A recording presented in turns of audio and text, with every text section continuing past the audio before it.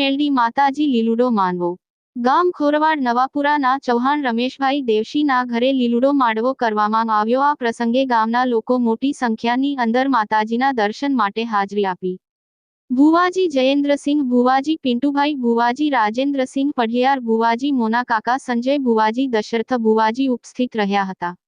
એવા ચરોતરનો king singer Ranjit ચુનારાએ માતાજીનો લીલો માનવો માંગ મોજ કરાઈ હતી। આણંદ જિલ્લા બ્યુરો પંચાલ અલ્પેશભાઈ।